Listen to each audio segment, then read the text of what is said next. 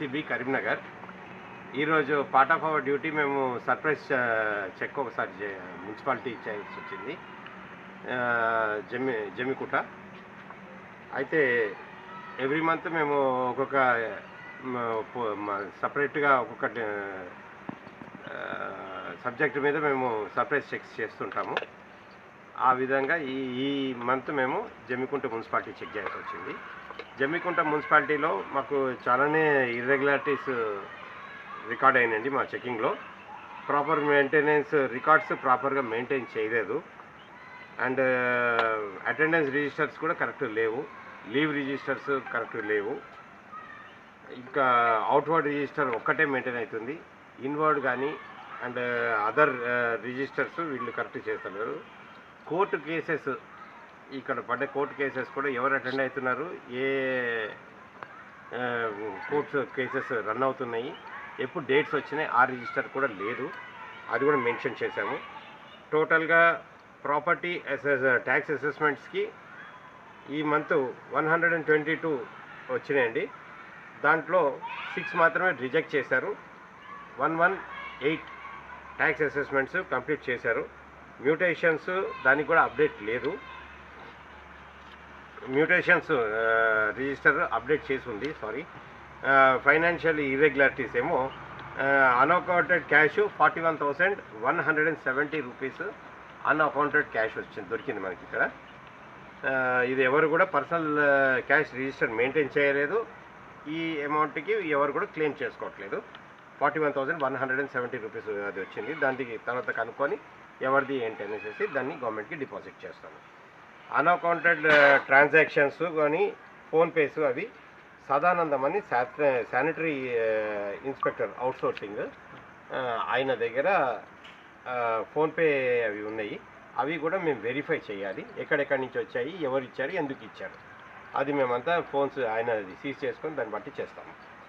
And 246 LRS applications వచ్చినాయండి, pending ఉన్నాయి. ఇప్పటికి ఎల్ఆర్ఎస్ అప్లికేషన్స్ ఇప్పటికి 246 ఉన్నాయి. Physical register maintenance, building permissions, LRS applications అవి ఏమీ మెయింటైన్ చేయట్లేదు ప్రాపర్గా. New buildings portals, TS bPASS ఇవి అన్నీ కూడా layout applications despite mandatory times అన్నీ కూడా కరెక్ట్ ప్రాసెస్ లేవు, అప్లికేషన్స్ చేయట్లేదు.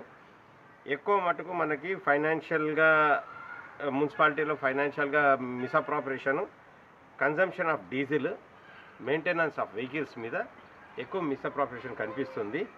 దీంట్లో జేసీబీ బ్లేడ్ ట్రాక్టర్ ఉంటుంది కదా, దానికి ఎవ్రీడే 5,000 రూపీస్ అలాట్ చేశారు.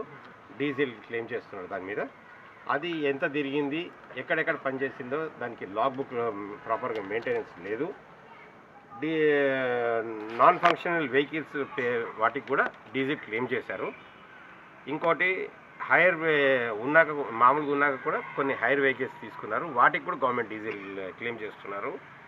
వెహికల్ రిపేర్స్ అని రాశారు, కానీ దానికి ఎంత ఖర్చు పెట్టారు, ఏం రిపేర్ చేయించారు, దానికి ప్రాపర్గా మెయింటెనెన్స్ లేదు. అది కూడా మేము క్వశ్చన్ చేస్తున్నాము.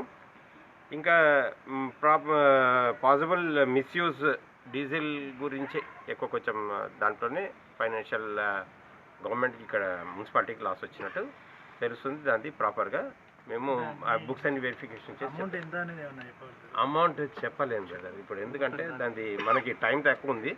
దీంట్లో మనం చేయాలంటే కొంచెం కష్టం, ప్రాపర్గా చేయకపోతే రాంగ్ ఇన్ఫర్మేషన్ ఇచ్చిన వాళ్ళు అయితే.